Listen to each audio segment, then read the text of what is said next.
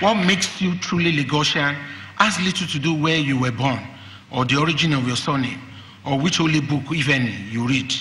What makes you Lagosian is whether or not you have the right civic and individual spirit. If you want to innovate and make things better, then you're a Lagosian in heart. If you seek to establish business, give just jobs to people, and enrich the world around you, you are a Lagosian at heart. If you do not mind if a person of a different group or religion prospers, so long as you two have that fair chance to do the same, then you are a Lagosian at heart. If you don't mind hard work for yourself, but also believe that everyone has the right of quiet enjoyment of the fruits of their legitimate labor and toil, then you are Lagosian at heart. It is in this spirit that we build Lagos anew. It is in this spirit that we can build a new nation.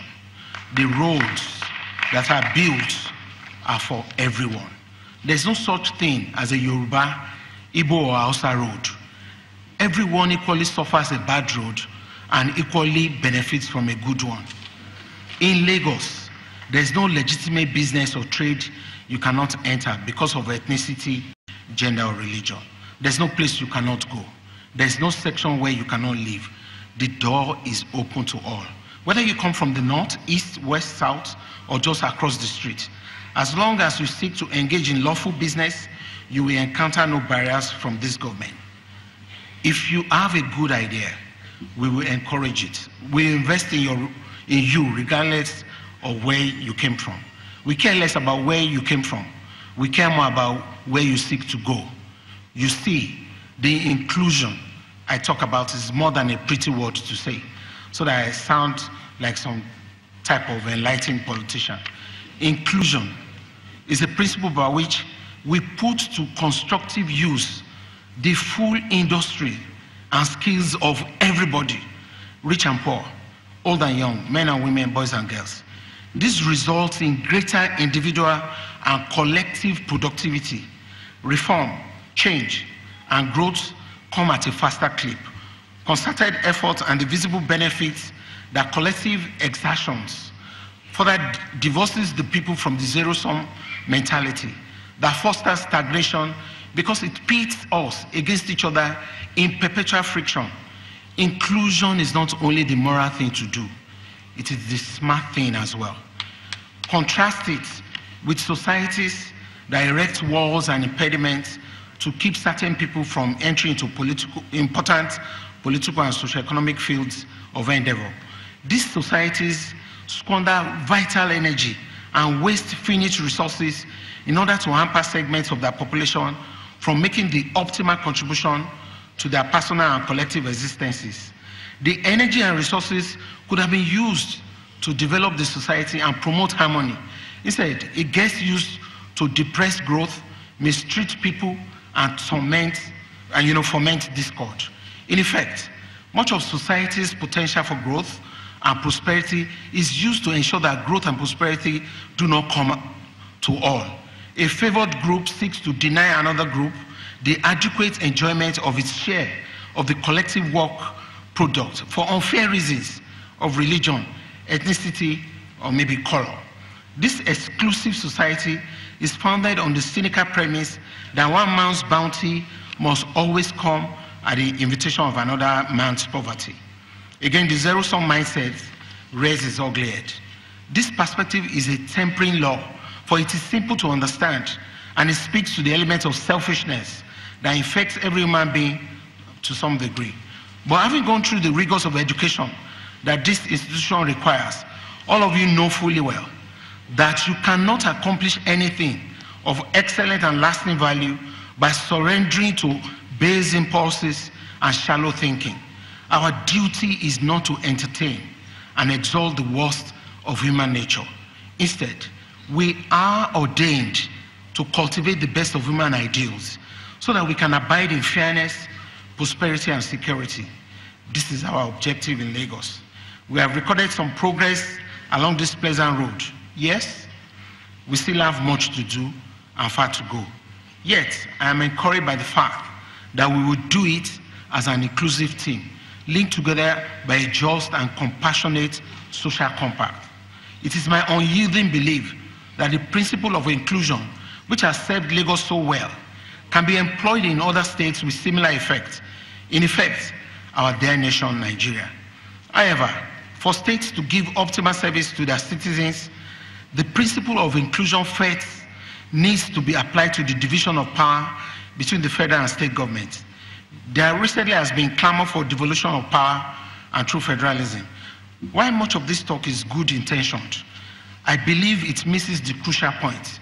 The linchpin of good governance is not found in the system deployed, but in the quality of the administration. We must implement the federal system as it was intended to be. Heretofore, too much power has resided in the national government. This has been to the detriment of the authority and efficiency of both states and local government. This has caused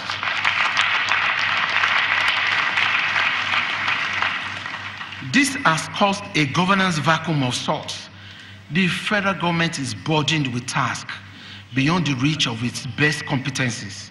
The states and local government are dissuaded from treating many matters of a local nature that are better left in their hands due to their greater knowledge of local conditions. We need to shift some functions or some responsibilities from the national government to place more of it in the hands of the states. This is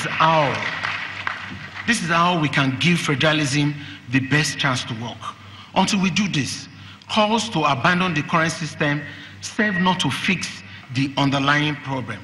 If people are imbued with the exclusionary mindset that power must be centralized, any structural reform will be distorted to serve the purpose of those who favor concentration of power. Hence, I am concerned about the intense focus on wholesale change to our political architecture. Such a thing is inherently time-consuming and costly, despite the claims that money will be saved. I don't believe in it.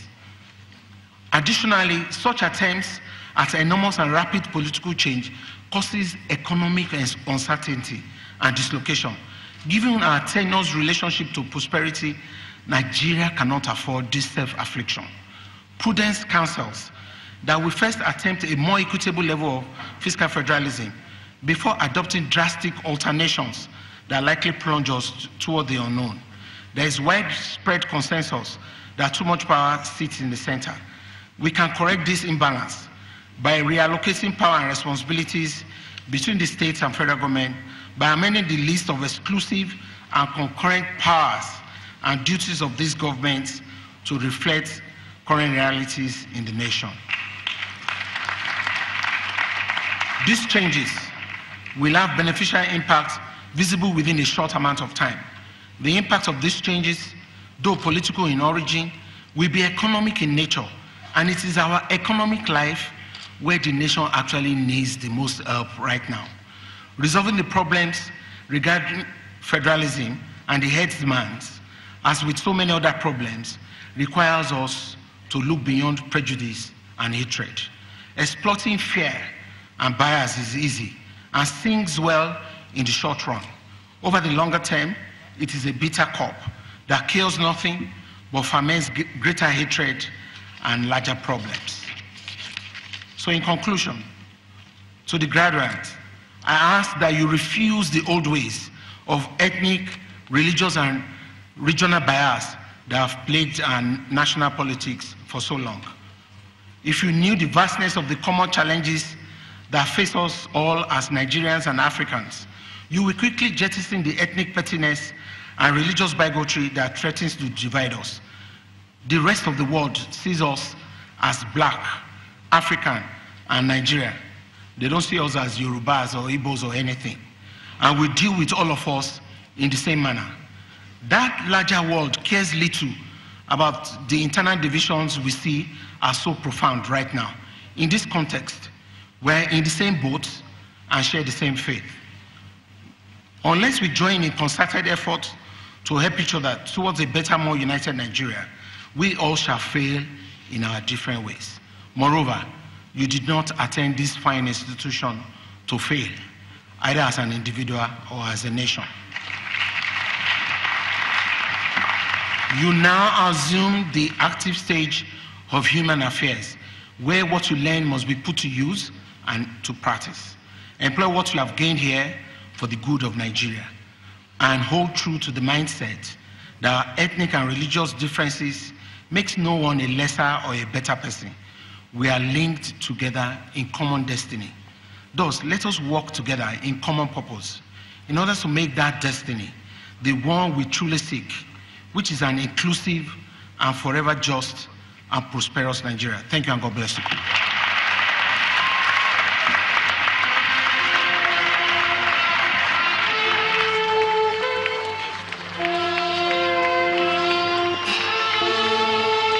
Distinguished ladies and gentlemen, I expect a larger ovation